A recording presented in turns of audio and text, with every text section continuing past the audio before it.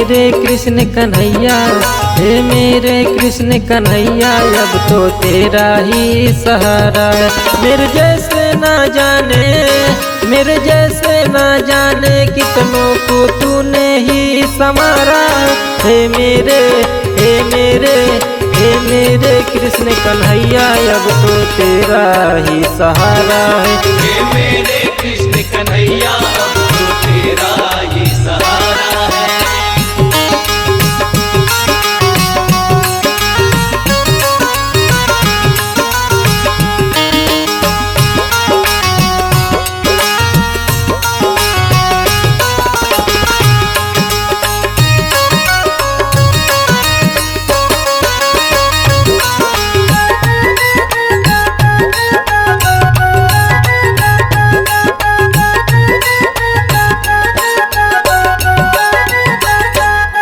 हे कान्हा तेरी लीला की तो दुनिया सारी दीवानी है।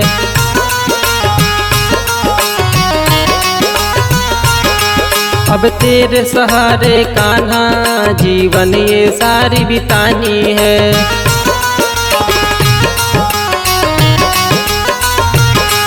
हे कान्हा तेरी लीला की तो दुनिया सारी दीवानी है।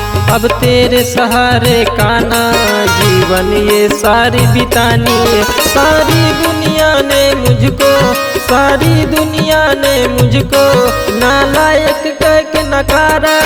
हे मेरे, हे मेरे, हे मेरे कृष्ण कन्हैया, अब तो तेरा ही सहारा है। हे मेरे कृष्ण कन्हैया, अब तो तेरा ही सहारा है।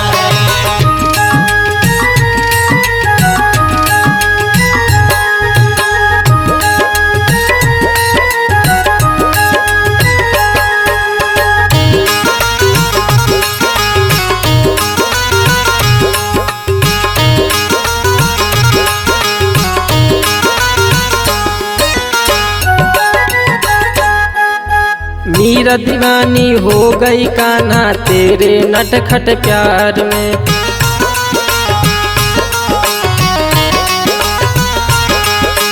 तेरे जैसे मिला न कान्हा पूरे इस संसार में।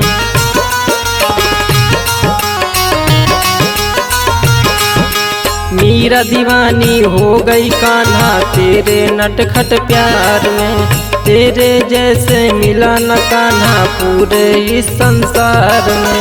राइटर मनोज संदीप, राइटर मनोज संदीप कह गोकुल का दुलारा। हे मेरे, हे मेरे, हे मेरे कृष्ण कन्हैया, अब तो तेरा ही सहारा है। हे मेरे कृष्ण कन्हैया, अब तो तेरा